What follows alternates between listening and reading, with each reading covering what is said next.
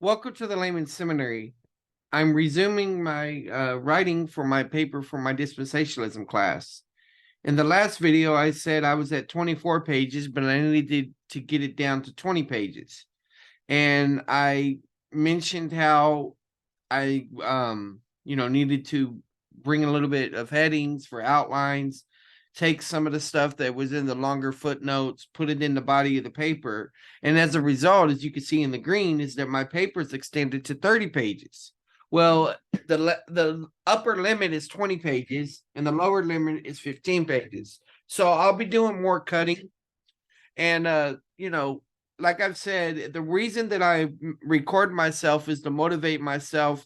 It helps me get out of my head, and actually I have to make decisions to work on my paper. Otherwise, this would be just dead air. And I'm talking about it, I'm getting clarity, and it's pushing me. I think I slept maybe 5 hours last night. After I finished working on my paper and then uploaded the video and watched that, I interacted with some Catholic and Orthodox on Discord and all that. And I probably got to bed, I don't know, maybe 5 a.m. or something. And so by noon I was already at it again. And it's 1:13 p.m. This paper is due today is I think December 3rd.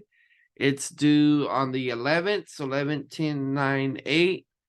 8 days, I think, if I'm counting right. So I have 8 days to get this thing done.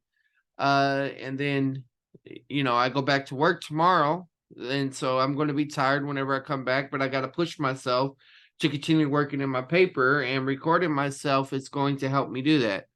So, give me a second. I'll pause this so you won't know how long I'm gone. But I got a sweater on. The temperature's going crazy in Texas. It's going, so it's 63 right now, but it was cold earlier. So hold on. Yeah, so I layer my clothes, to stay warm and not have a big heat bill. And so anyway, now I only got one long sleeve shirt on right now. So, all right. Uh, so I need to start working on this paper. And I think the best thing I want to do in this go around is, read it again for flow. I'll show you some changes I made to the footnotes, and then we'll just go forward from there. Introduction.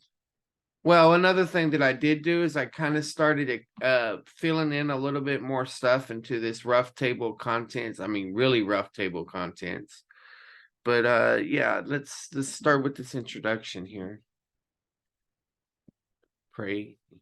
All right, so here we go.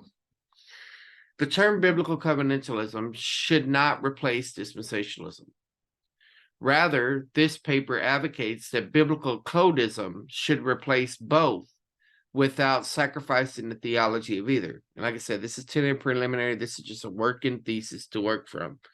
Some dispensationalists are dissatisfied with the term, but this dispensationalist is not satisfied with biblical covenantalism either, is probably what I would say. There are 4 reasons why a new term is needed. The term lacks explanatory power. It's already in use by non-dispensational positions, and the need to have a more robust biblical and systematic theology, and the need to practically apply all the scripture from Genesis to Revelation. So that part of the paper was actually underneath the second section, why a new term is needed. And I'm like, I think I can actually go back into my introduction and combine those two together. I think there still will be more that I add into my introduction, but for right now, I'm working with that. Why a new term is needed. They lack explanatory power. There's a dissatisfaction within the term dispensationalism inside and outside of the camp. While one can never please those outside the camp, some are claiming to be in the camp, which are not. And remember, this is all just loose language. I may tighten it up. I got to decrease pages and all that. So, but anyway, there needs to be a way to distinguish this. There's so much intentional and unintentional misrepresentation of dispensationalism online. The intentional misrepresentation is harder to prove because no one knows the motives of men except for God. Okay, so one thing that I'm noticing right here, because I got parts of this that we're talking about the term dispensationalism. I'm a dispensationalist, but I'm saying why a new term is needed. And because I'm saying this guy, which I'll talk about in a minute, wants to replace dispensationalism with biblical covenantalism. Well, I think the term dispensationalism and biblical covenantalism should be replaced by biblical codism. Okay. And I would actually probably just keep the term dispensationalism and explain it as biblical codism, just because it's going to take forever to catch on if it ever does catch on. But you got to take a position in the paper. You got to write about something, and this is just my way to preserve something. So as I'm teaching it in the future, I can do it in this particular way. So you'll see down here in the footnotes, it said the dispensationalist advocating for biblical covenantalism is Dr. Paul Martin Henberry.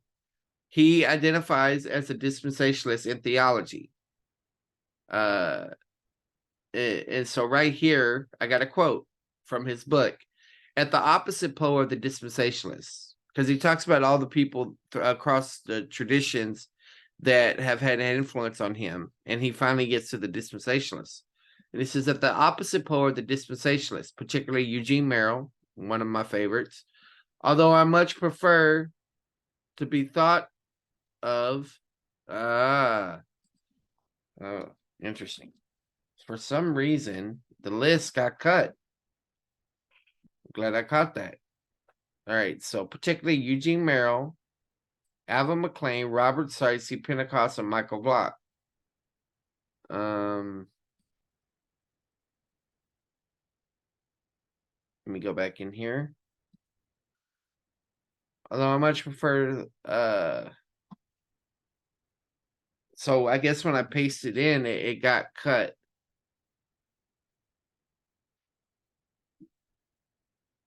Now, I don't even know if Merrill is an Acts 2 dispensationalist. McLean is. Saucy? I get sour and saucy mixed up, so I can't remember which one's the progressive. Of course, Pentecost is the Acts 2. Michael Block, I'm still trying to evaluate exactly where he's at. But he is helpful in his contributions. So let me look at this. All right. So now the quote is full.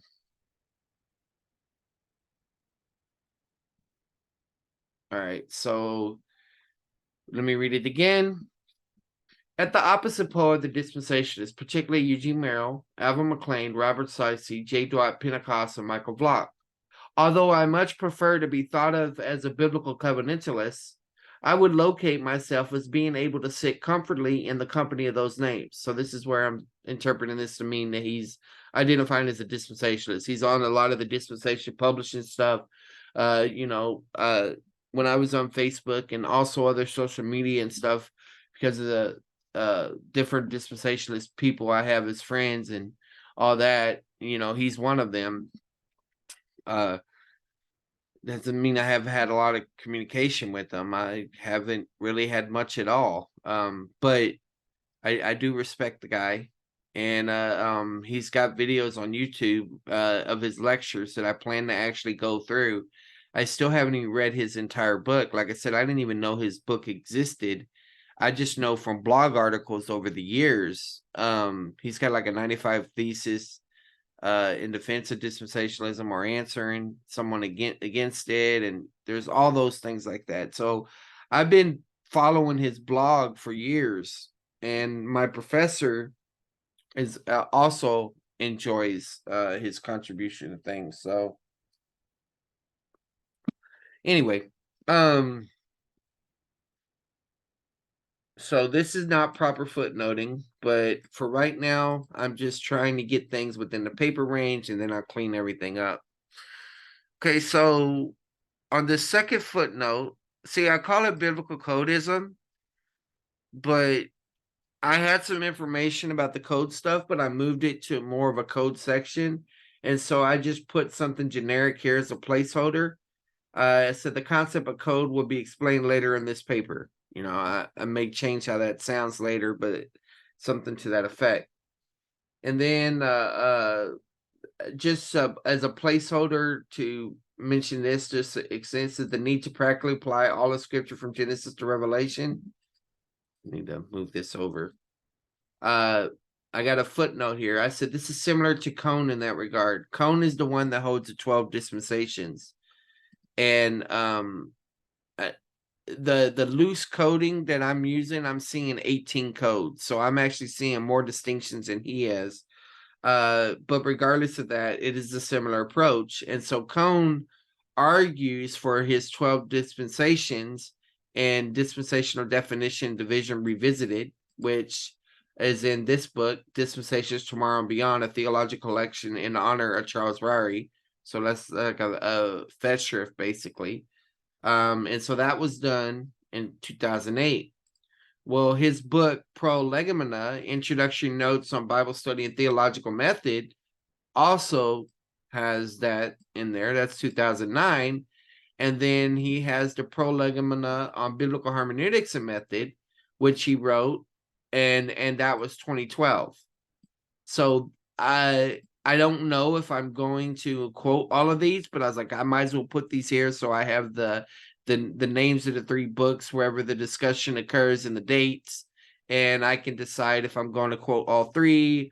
And of course, I would change the footnotes around and things like that. But this is just to get me going here. All right. So we were talking about the intentional misrepresentation is harder to prove because no one knows the motives of man except for God. Unintentional misrepresentation can occur in academia and online in general. Poor scholarship and bad argumentation can be seen in the seminaries and among the lay people. However, non-dispensationalists claim that dispensationalists are the ones weighed in the balance and found wanting.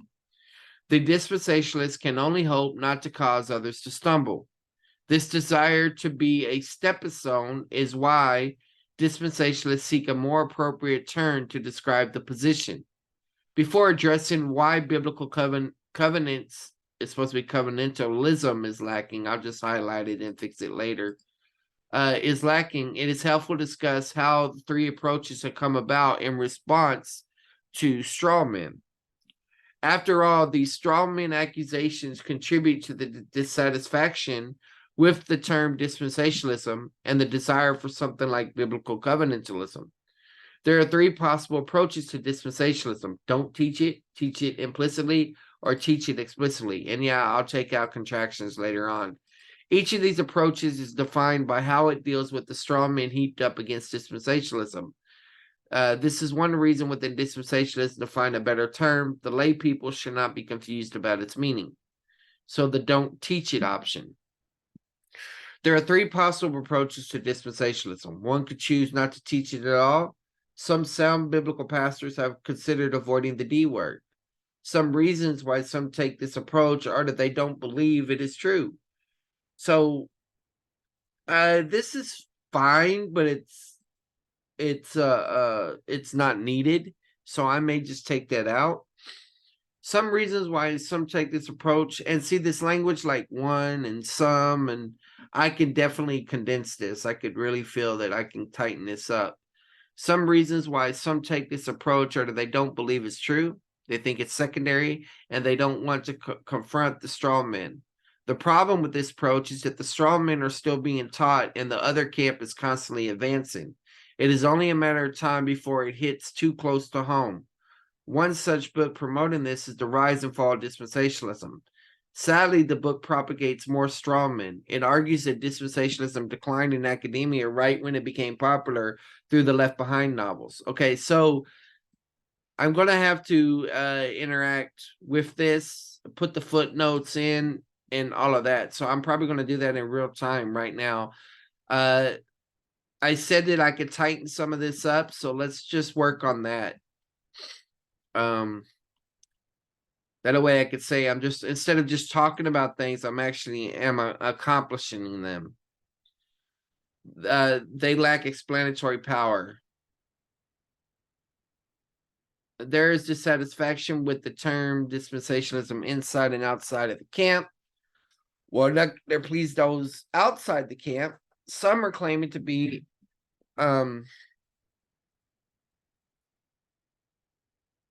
maybe never pleased is probably just, even though that's how I feel, maybe I need to say something like there's a side with it's inside and outside of the camp. Those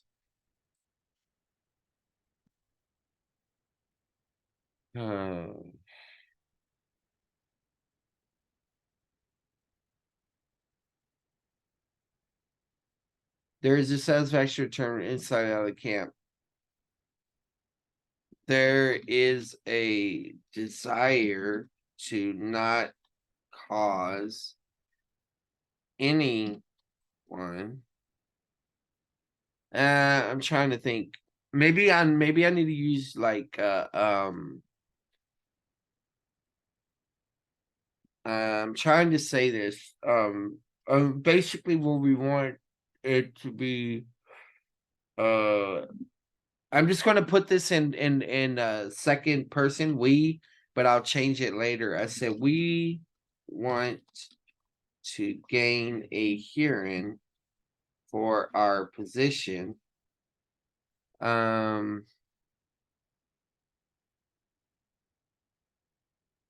There's a term inside and outside the camp. One can never please those outside the camp. Some are claiming to be in the camp, which are not. I can deal with the idea that there's people that are claiming to be dispensationalists or not some other place. So I'm going to go ahead and cut that. There needs to be a way to distinguish this. Oh, yeah, that's fine, but I can do that in another part of the paper. That's not an idea that I'm going to let slip through my fingers, especially since I'm recording it. So, okay. So statements, when you have there is, this is sloppy writing, guys. You can actually shorten your paper by taking out the term there is in a lot of places. So let's just do that. Let's just see what happens whenever we remove all the there is from this paper if we can. There is. All right, so there is so much. All right, so I'm just going to say something generic still. Dissatisfaction exists with the term dispensationalism inside and outside the camp. Okay.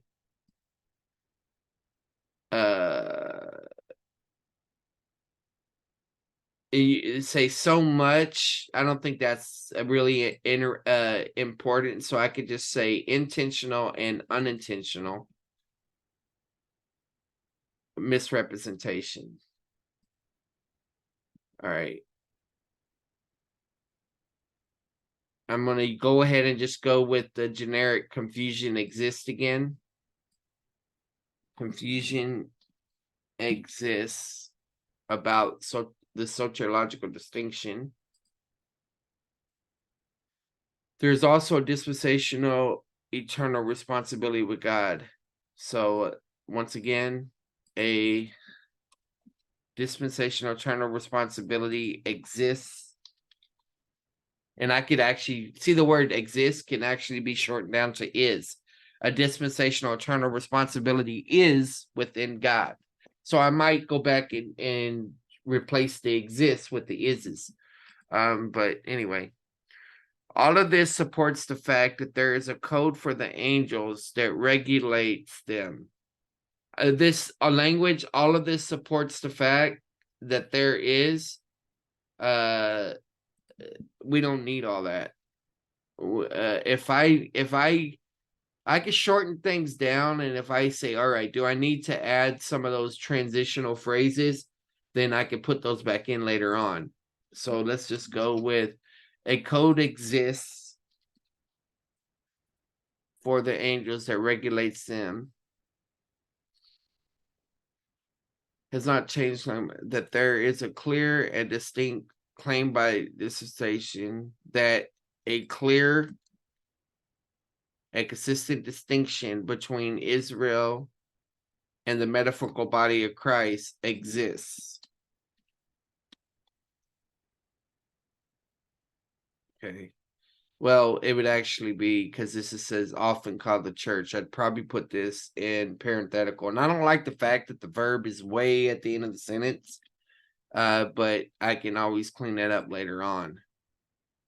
And I may like it. But while there is debate within dispensationalism, so debate, I'm just going to use something generic, occurs within dispensationalism.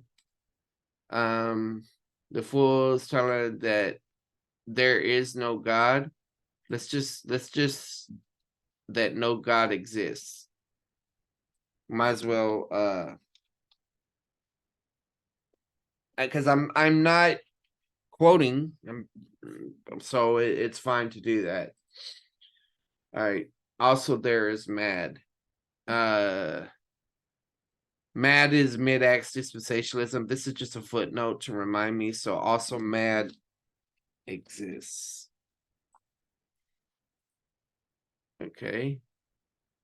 God is the basis for sanctification, and I'm going to say and eternal fellowship occurs within the Trinity. There is a code within the Trinity. So let's just say something like a code exists. A code exists within the Trinity. Okay, so it looks like I got all of those. There's probably some in the footnotes, but all right. So that's, and you can look online and you can find little phrases to cut out to shorten your papers. Intentional, unintentional misrepresentation of dispensation. Intentional. So you see what happened here? There's no verb. Intentional and unintentional misrepresentation of dispensationalism exists online. The intentional is harder to prove. So see this right here, this in the intentional, I could just say something like this. The former is harder to prove because no one knows the motives except from God. And I could even shorten that down. I said, I could say something like motives are hidden. No one knows the motives. There's other things that I could do to shorten it down, but we'll keep rolling. Unintentional misrepresentation. All right, the latter.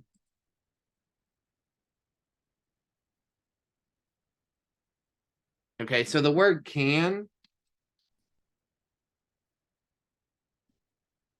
occur in academia and online in general.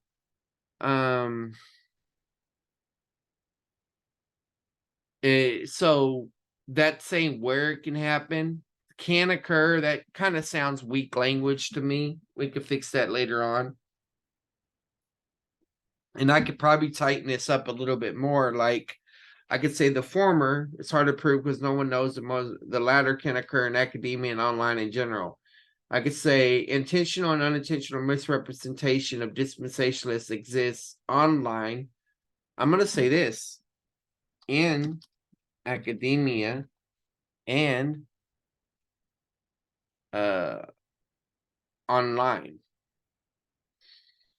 In academia, in and out of academia. Maybe something like that. Outside of, maybe I need an outside of academia.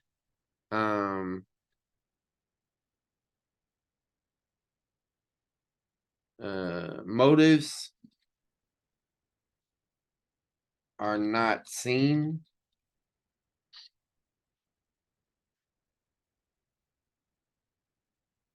All right, so that eliminates that.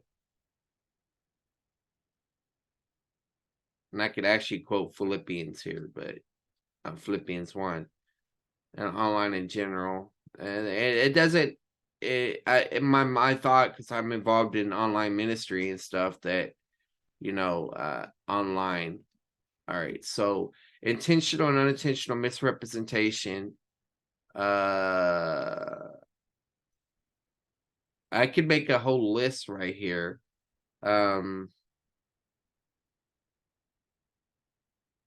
Intentional and unintentional misrepresentation.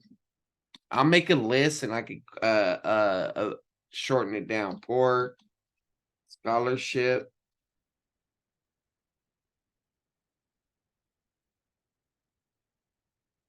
and argumentation.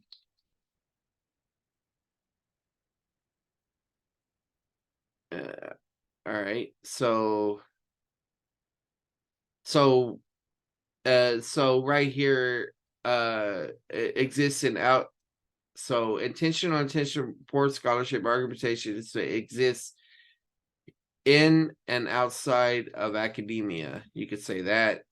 And then the seminaries and among the lay people, that's exactly what in and outside academia is. So I don't need that.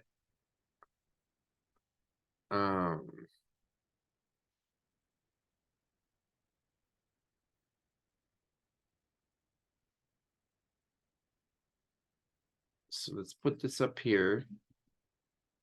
Motives are not seen, however, dispensationalists claim that are the ones weighed in the balance and found wanting. Okay. So that's talking about non-dispensationalists and what they say. But I mean, we know they're going, of course, they're not of the same position. So that's not really important for what we're doing. The dispensation not to cause one to stumble. I mean, I'm going to say this dispensationalist. Let's go with that language. This dispensationalist hopes to bring clarification. Yeah, and it's true you don't want to cause someone to stumble, but I mean, if I'm doing a good job of clarifying and representing, then they're not going to stumble. This desire to be a stepping stone is why this is an appropriate term to describe the position. All right. This dispensation hopes to bring clarification.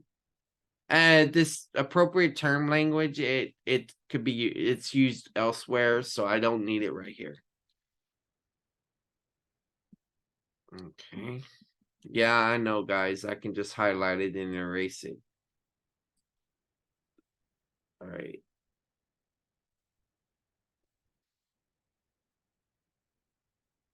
Okay. Before addressing why biblical covenantalism is lacking, it's helpful to discuss how three approaches should come about in response to dispensational strawmen. And so when you have statements like this, if you're given a talk, they're good because you're orienting people on this. But when you're writing a paper, you don't necessarily have to have these. Okay. So for right now, I'm going to take them out. And like I said, if I need to include them in, I will. All right. 3 responses to straw men exist. And I know it's 3 within dispensationalism, but I'm just going to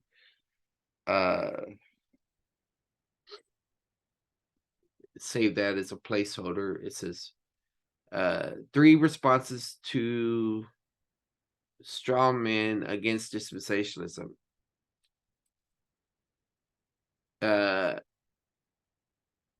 3 responses to straw men exist that contribute to that dissatisfaction. Let's see.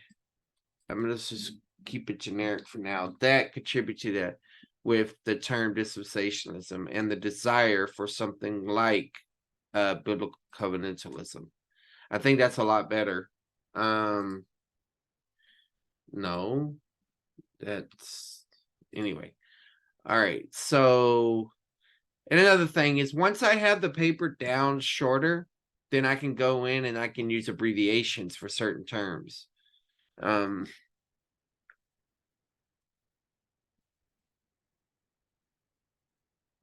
right. So there are, all right, so we were doing there is earlier, right? But look, here's the there are's. So let's do the same thing and let's get rid of the there are's. There are 4 reasons why. So we'll just say 4 reasons exist for why a new term is needed. 3 possible approaches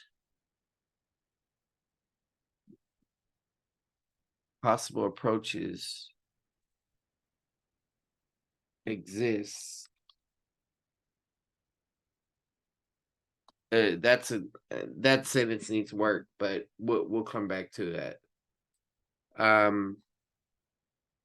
So this is not a complete sentence, but like I said, we'll come back to it. 3 possible approaches exist. So I got some redundancy in here. But that's fine. We'll clean it up. A variety of opinions on the topic. I don't need that statement.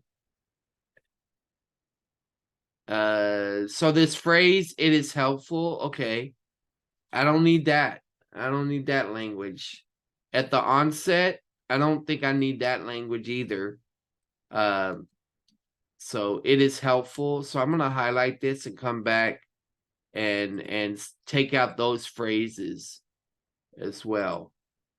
Because there are 3 it's necessary because 3 aspects of salvation exist. 3 aspects of salvation exist. Okay.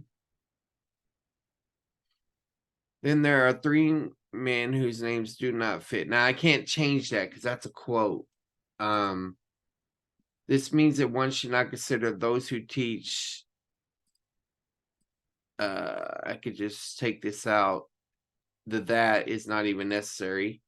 It's given a content of what they teach. All right, so back to the top.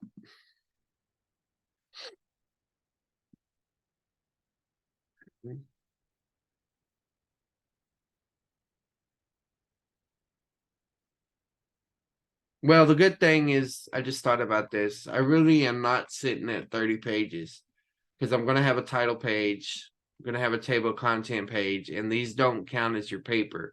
So that means I'm sitting at 28 right now. So 3 possible approaches it exists to dispensationalism.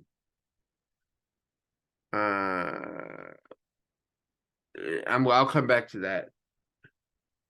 Let's see. There 3 possible approaches exist to dispensationalism.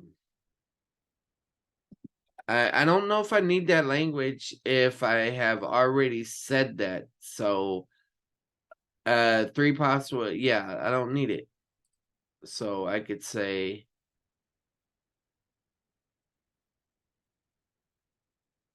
so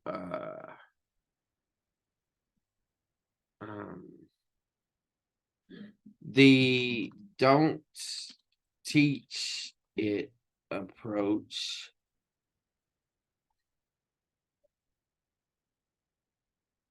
and I would put and that's just a rough holder as well. Considered avoiding the D word for provide example. I need to cut that.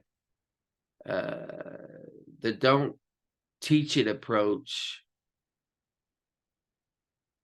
Okay, some reason why they take this approach. The don't teach it approach either either does not believe it's true, and I'll just say it's true, but I would have to use the term, or they think it's a secondary doctrine, that it's an unimportant secondary doctrine.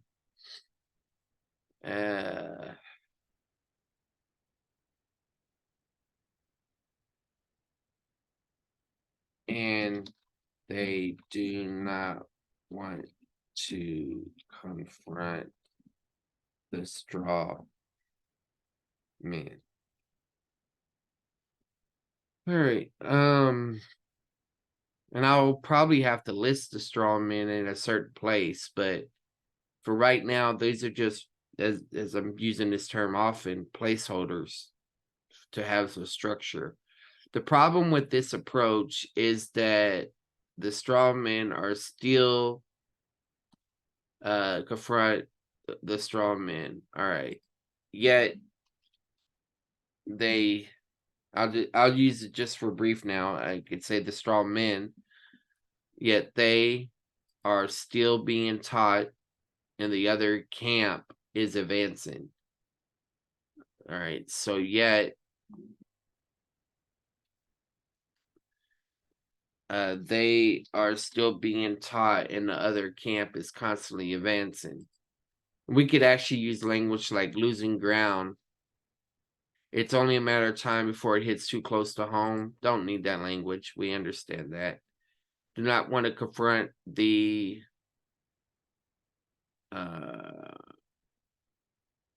do not want to confront the constantly advancing straw man. Maybe I could do something like that. I'm not good at English, guys. So you'll have to get that from another channel. But I'm showing you how I survived seminary. One such book promoting this is The Rise and Fall of Dispensationalism. Okay. So I'll say, for example, I don't usually even like the for example phrases, but we'll use it. The rise and fall of dispensationalism.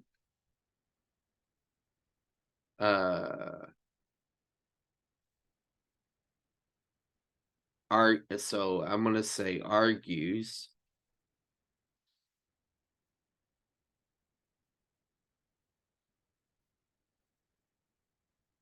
and I don't even really need the word for example, because I don't have to reveal that I have a negative view of this book yet. So I'm just gonna take the for example out and just put these ideas next to it. The rise and fall of dispensationalism argues that dispensationalism declined in academia right when it became popular through the Left Behind novels. It is beyond the scope of this paper to critique that work. However, the train of one reason looking for a better term to describe their position. That's a good transition, but I don't need it.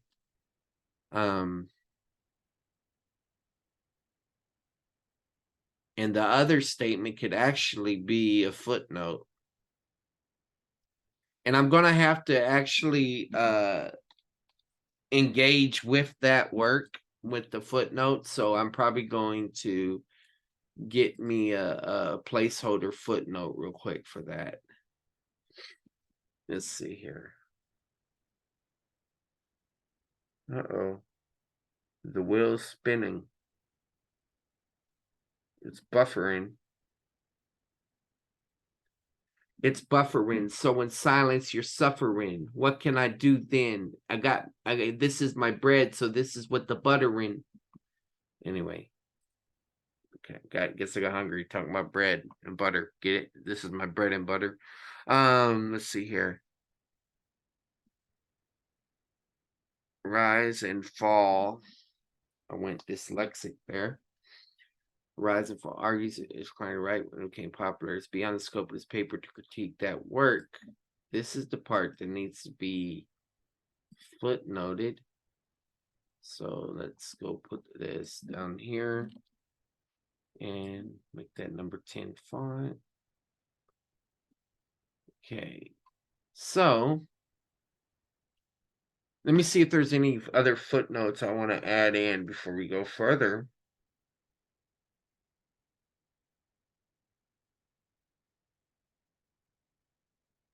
All right. I guess I can actually eliminate this statement doesn't believe it to be true and just pretend like this is a response within dispensationalism. So teachers approach either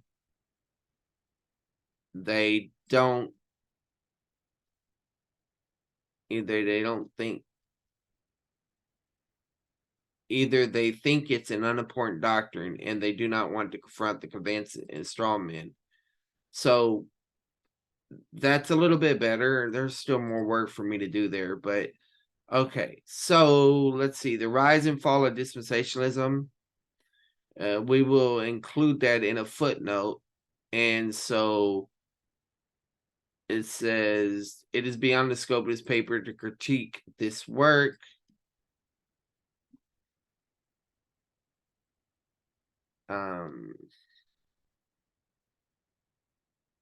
The phrase "it is," you see that?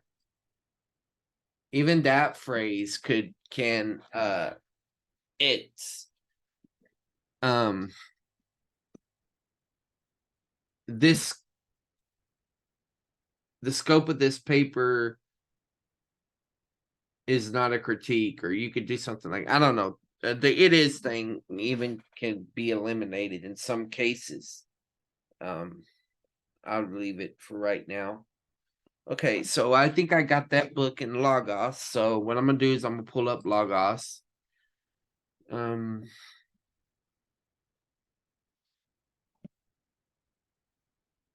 It's Hummel. And let's see, the rise and fall of Dispen. Yep, here it is.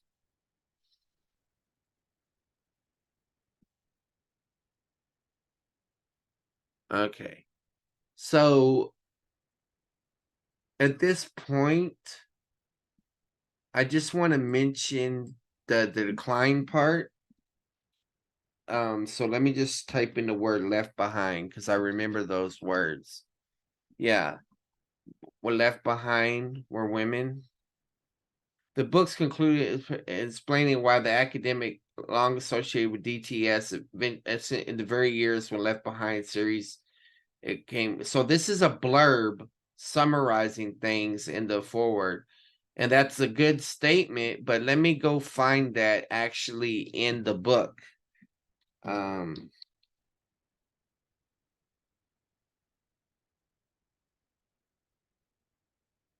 Let's see.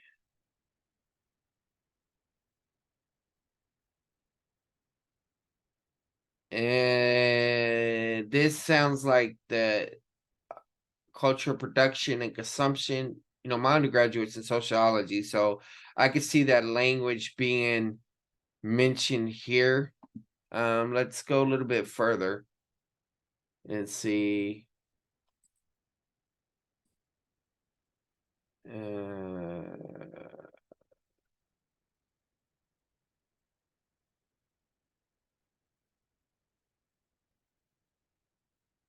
Here it is.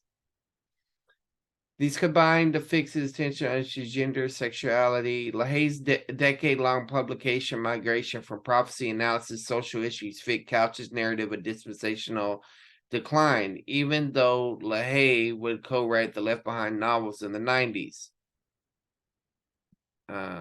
Couch's narrative. I'd have to see what he's talking about, Mal Couch there. Figure LaHaye's the heart of the rupture. Many two proponents push new cultural territory, heading away from scholastic project and scale. This could be a source for that quote. Released the first Left Behind. Pop dispensational complex. The 90s, depending on these types of blockbuster sales. Can I find one statement that's as succinct as that introduction? Pop dispensationalism. All right, so let's see. Here we go, guys. A lonely wait for dispensationalism. Almost no one outside the circles of fundamentalist and evangelical scholastic conversation attended to the class of scholastic dispensationalism. The Left Behind series, with the first volume published in 1995, would push pop dispensationalism to new heights of commercial success in the early 21st century, but as an organizing principle for religious belonging, dispensational theology started the new millennium at a great disadvantage. Yeah, so let me draw a little bit here. So I took, I think it was for a senior seminar class. Was it senior seminar? I don't remember, but I took pop culture sociology, and we use this language all the time. When we were in school, right? Like little kids, maybe middle school is really where you start noticing it, right? The word to be popular. And, you listen, you would hear the term pop music, top 40, Billboard top 40 type stuff, what's on MTV, BET, VH1, at that time, mainline radio, pop stuff.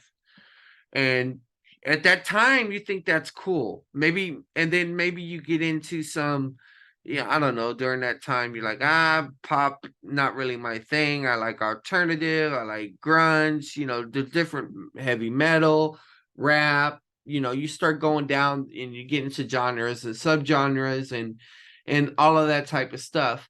But so you got the popular kids. So let's deal with that. You got the popular kids, right? The kids that have influence, they got, or they have money, or they have a role or something like that. And everybody wants to be popular, right? I mean, that's the typical stereotype.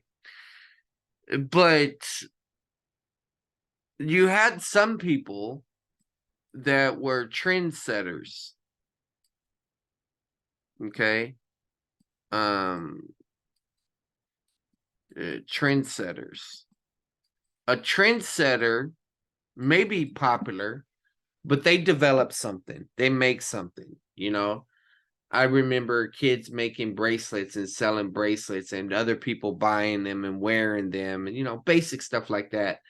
But, or they started it and you're like, oh, that's why that kid was wearing his hair that way. Because now I see that this show had influence on him because of their hairstyles and that's that whole trickle down idea.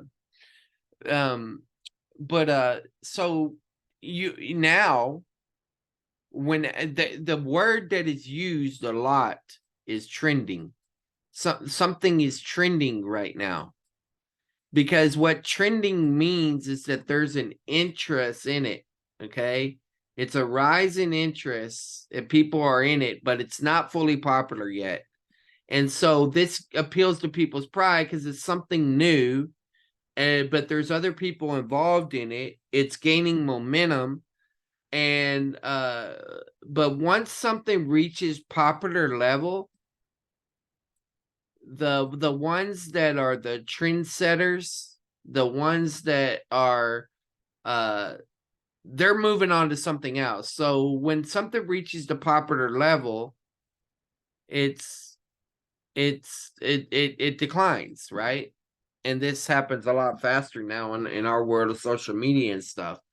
And so this is all this language is just saying, is that there was a scholastic DTS, right? DTS was doing their thing.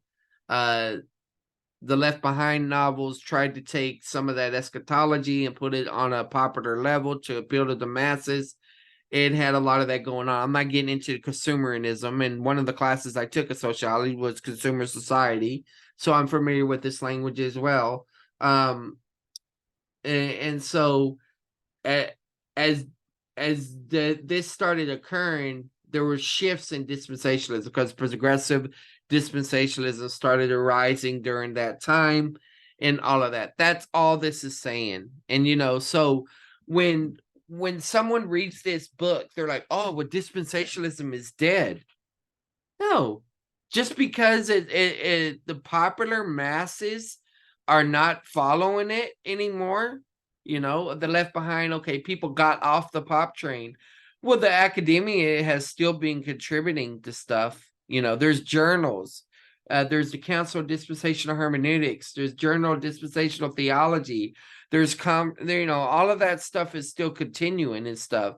Just because the popular people don't know about it, and you think you defeated dispensationalism, you don't have a clue.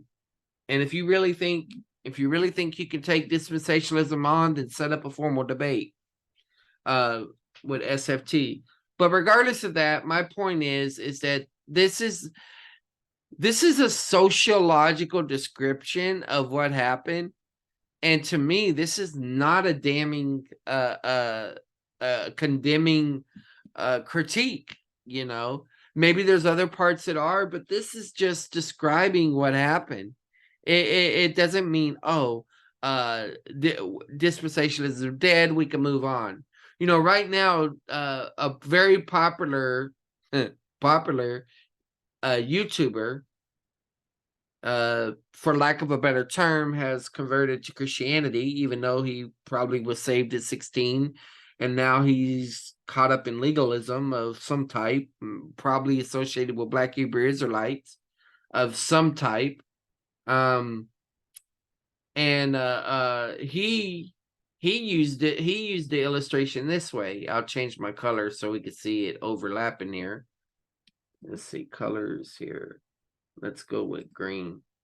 So he used the character arc thing, when you're talking about tracing a character and Freytag's pyramid, as it says, and you reach a climax and then that's over with, the development of that. He's like, free grace is dead. We're done with that arc. And he thinks free grace is dead because he's interacted with people that are pretty much parrots on YouTube that are repeating at a lay level. And I'm not dissing that. I'm just saying, look, you haven't engaged with academic free grace. In fact, GES made a video about Gideon and they made a positive response to it. It's like, okay, you wanted free grace attention, you got it. But the FGA arguments or whatever, so you speak against free grace, you ban free grace. I'm still there. I just don't talk about it. And that's a good challenge for me because I'm able to talk about other things and contribute in other ways. But, you think you defeated free grace because you refuted these arguments. Young Don, same situation there. Y'all haven't even touched the academic arguments, Defeat Dillo's Final Destiny. If you really think you can handle free grace, then defeat Dillo's Final Destiny. That's debated inside free grace and without free grace. And there's others I can mention too. So, making a claim, oh, well, that arc is over, or that's so yesterday, or, I'm on to the new thing. Well, number one, you haven't dealt with the real arguments and you moved on, and that's convenient, and so when people think that, Tyler Vela, who went to Moody, who learned dispensationalism at a bachelor level, then went, I think, to RTS, and got his Reformed education there. I think he finished his degree, and was very anti-dispensational. And he thinks, oh, well, the stuff I learned at the master's level refuted what I learned at the bachelor's level about dispensationalism. And I'm like, well, why would you think that? Did you ever think about maybe you should have studied dispensationalism at a master's level as well? I mean, informally. And now, according, in the words of people, he's an apostate. I think if you believe the gospel one time, he's eternally secure. Everybody else thinks he's not saved. But my point is that there are people that do this. They think they've really dived into a topic and they haven't even scratched the surface and they moved on to another thing.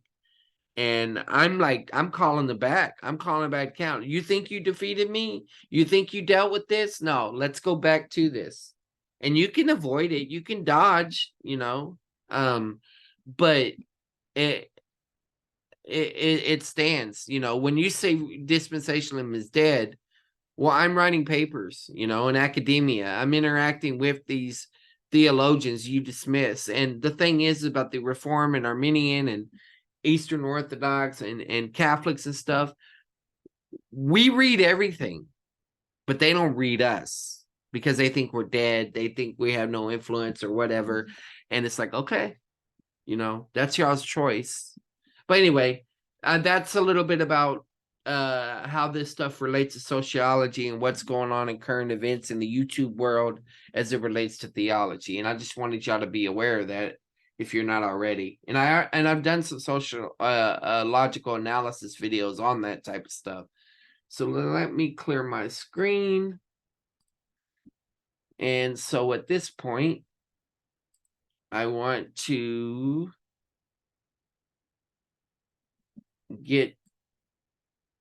I'm pasting this in here. And so whenever you do this in Logos, whenever you paste the work in there, it will actually give you the page number. Now I could have done the sources. So look, it's already in footnoting. There'll be some changes, like I'll take the hyperlink and all that. But all I do at this point is I erase the quote because I'm not going for a quote, and see this footnote right here. I'm just going to stick right here. I'm going to erase this. Put this at 10-point font. And that is enough for right now to at least account for that. And then, this is a book title, so I can do that for now. So let's see here.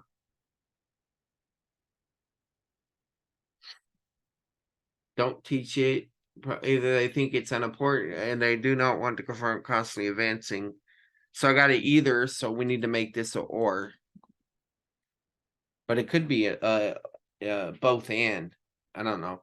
The rise and fall of dispensationalism. There it is again. Decline argues decline. So that's number 4. So this one right here, I don't need this. I said anti-dispensational books may cause these covert dispensationalists to become more overt in their teaching. I could do something like that. Or I can just quote Hummel's book. I could just say that Hummel's book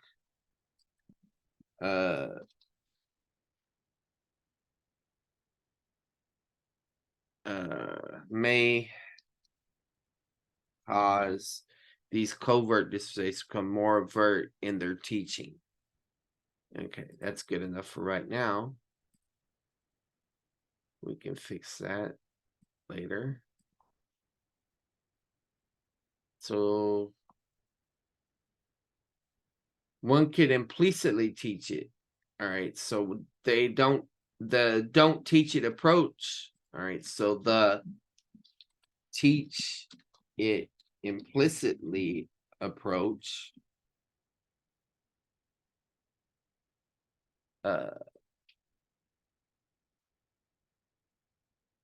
argues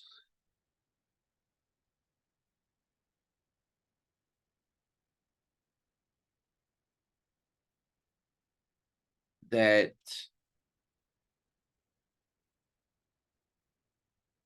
I'm just going to say expository. Actually, people are getting away from the term expository preaching. They're using the term text driven and things like that. So I'm going to say that text driven preaching, inductive Bible study, implicit approach argues that text driven preaching, inductive Bible study,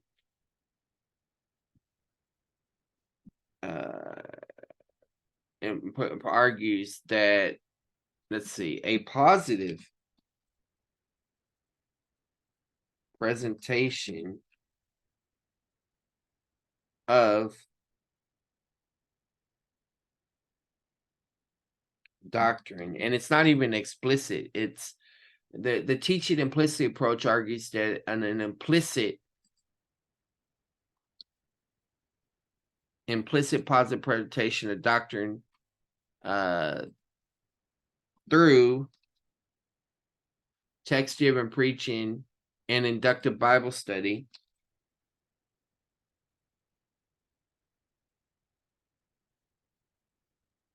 is best.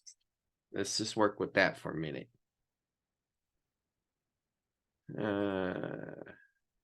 Because these doctrines right here, those are, we don't need that. We just need to understand that how they view those the doctrine in general.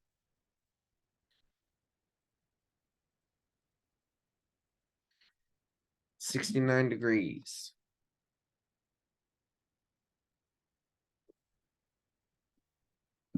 All right. This approach may lead people to the truth, but they don't know it's dispensationalism until they counter a straw man. A doctrine through text-driven preaching and inductive Bible study best. Implicit approach argues that an implicit positive presentation of doctrine without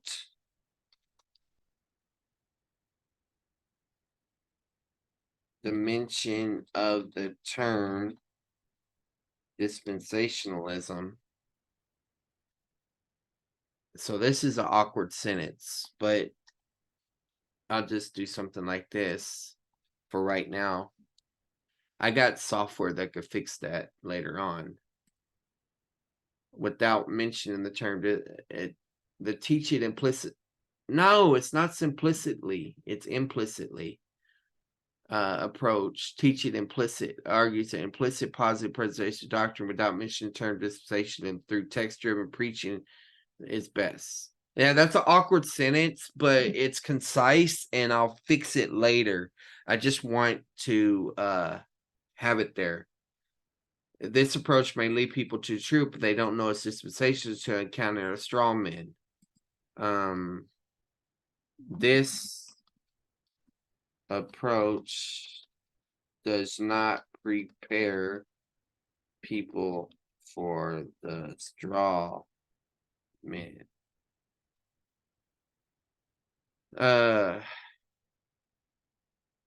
You could say they could know that they're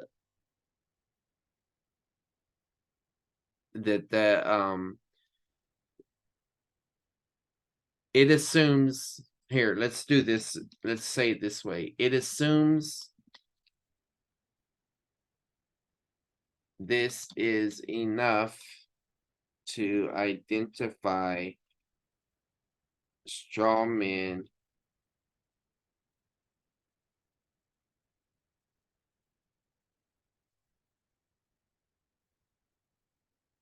something like that.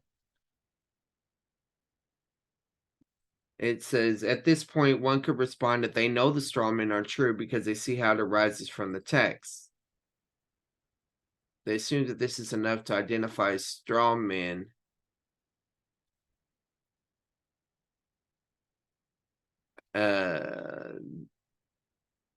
identify the counterfeit. Let me change the language, the counterfeit, because they know the real. And you'll hear that all the time. People will use stuff. Well, you study the real thing. What the thing is that in the reality of that metaphor is the counterfeiter also studies the real thing because he's trying to imitate the real thing. So that means that if you focus on the real thing only and you're not aware of the counterfeiting tactics, at least to a basic level, then it's going to become harder and harder for you to know the difference. Because they know the real. As soon as it's enough to identify the counterfeit because it inductively arises from the text. I understand what I'm saying there. But I said one could respond that everyone claims this using hermeneutics, even if the congregation doesn't know what's happening. So what I'm going to say is everyone makes a claim to hermeneutics. In other words, everyone is claiming that their position is proper hermeneutics. I'll fix this later on. I'm going for conciseness, but it preserving my idea. So this is sort of like outline here. Even if the congregation doesn't know what's happening, don't need that. I said, ironically, Hummel's book may cause these covert dispensationalists to become more overt in their teaching.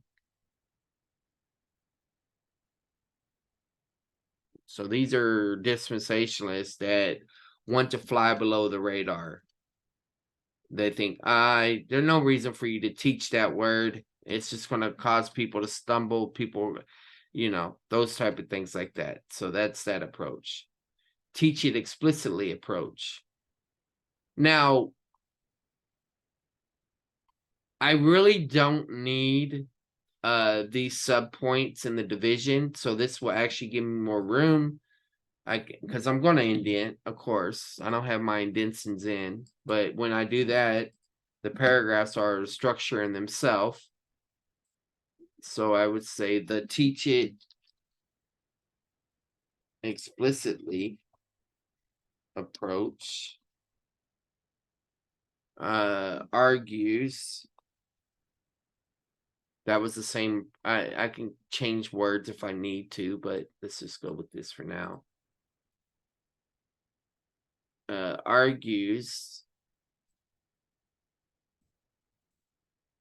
that the people need to be equipped to recognize the doctrines. And I could say true doctrines later on. The teach it explicitly approach argues that the people need to be equipped to recognize the doctrines and to engage them maturely. All right. As they mature, the strong men fall away. Recognize doctrine and to engage them maturely.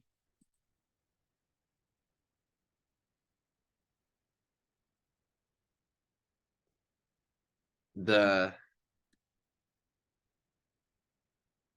strong men are seen and rejected, are refuted. That's just a placeholder for me.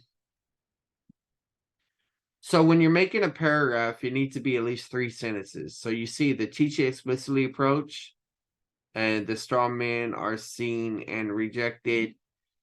I'm going to say this is the best approach. Something like that. That sounds just like an opinion, but that allows me to have 3 sentences that make up the paragraph. And so I can move on. I will probably expand that. So there's already a use by non-dispensationalists. Dispensationalism and biblical covenantalism should be rejected because non-dispensationalists already use these terms. Neither revisionists nor ultra-dispensationalists are dispensationalists. So in this example right here, I have two concepts in the same thing. So I'm going to go ahead and put one footnote over revisionist.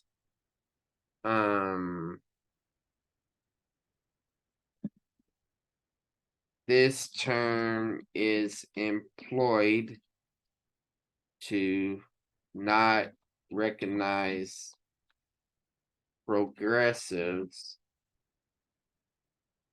dispensationalism as actual dispensationalists. And Ryrie did this. So let's bring up Ryrie real quick. He does it in a few places. And it gets confusing because progressive dispensationalists call us revived dispensationalists. But a revised dispensationalist and a revisionist dispensationalist are not the same thing. So let me just type in revisionist. In a similar vein, revisionist progressive dispensationalists view the mystery. There it is right there. All right.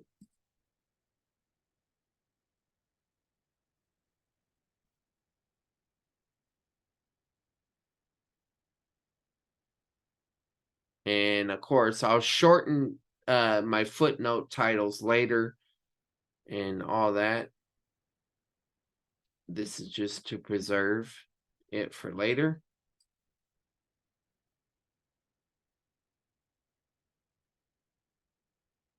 All right.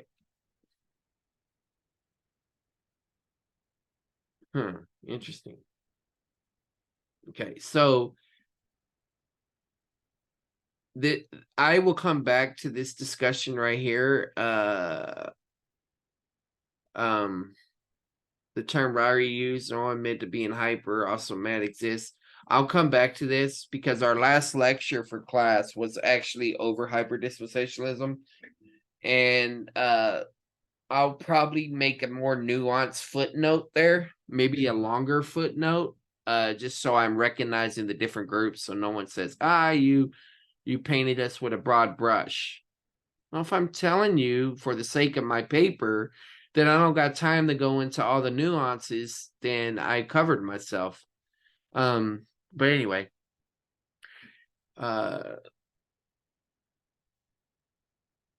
okay, so dispensation by that name or some other needs to be developed further because it's progressively being identified with Ruckmanism online.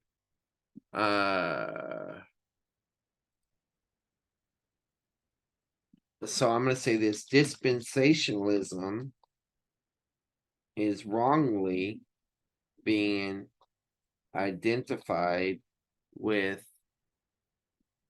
Ruckmanism online, leading them to believe that dispensationalism teaches multiple ways of salvation. Now, I'm going to talk about this in another section, but this is where I would probably show, I would say something about this term. Because you could be a mid-acts dispensationalist and not believe that there were multiple ways of salvation. So I need to qualify some stuff there. And I can do that later. I don't feel like getting into that right now. Other non-Acts 2 dispensations have insisted that only the Pauline portion is profitable for the church. So these wrong articulations have resulted in people wanting to avoid calling themselves dispensationalists. Well, that's evident, but I don't need to include that. So this is more of a footnote type thing. So let me go ahead and put it at the bottom. Uh-oh, I'm getting hungry.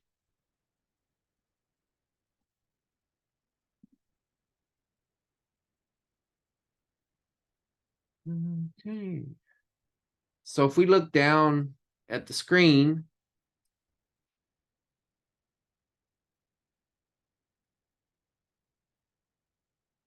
It says we're sitting at 29 pages. So let's back up. Let's see. Okay.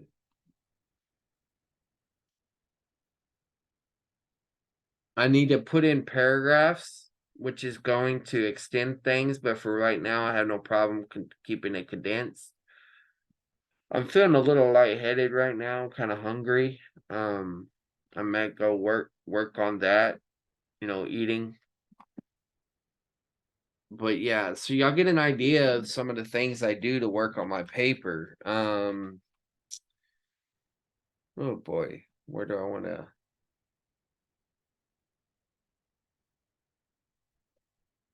All right, so yeah, let's work on paragraphing for right now, at least at the beginning of the paper. So I'm shrinking it down to normal size. I'll make it bigger later. Gotta move Grammarly. All right, so let's just look at our paragraphing. Might as well go ahead and put some indentation in there. I can get more paragraphs if I need to, but we'll leave that same paragraph in here. That's a good range of footnoting. Good paragraph in here. Not much footnoting on here, so I would probably, not right now, but at some point I would like to include more information here, more footnotes. Like I said, as a general principle, I recommend 4 footnotes on each page. It just looks good.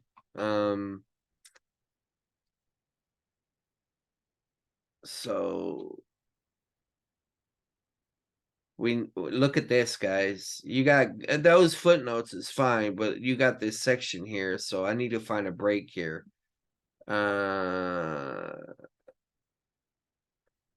I'm talking about Hambury here. I probably will edit some of that.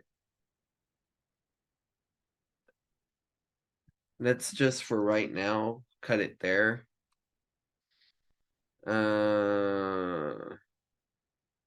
This term is confusing.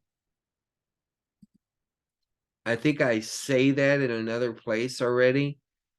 But Rari did not. This is a good place to assert a footnote. And originally that's where I had it.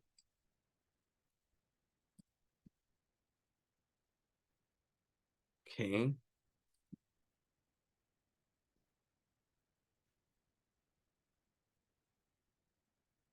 Size 10. All right, so 1, 2. That's not too bad. Continuity.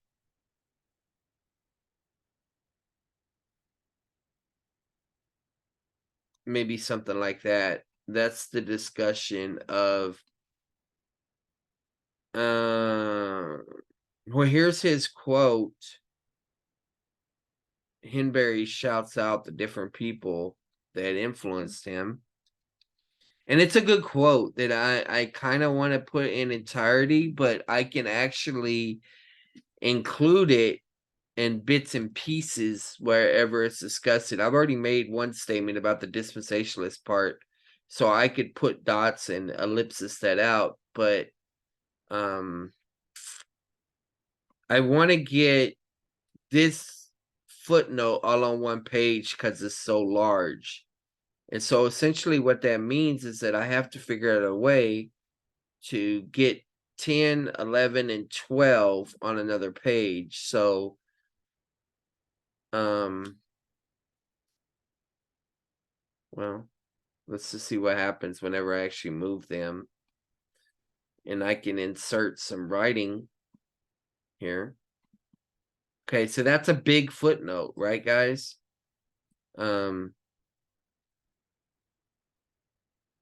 What I can do is instead of the exact quote is I can summarize the content of the footnote. And so that would help as well.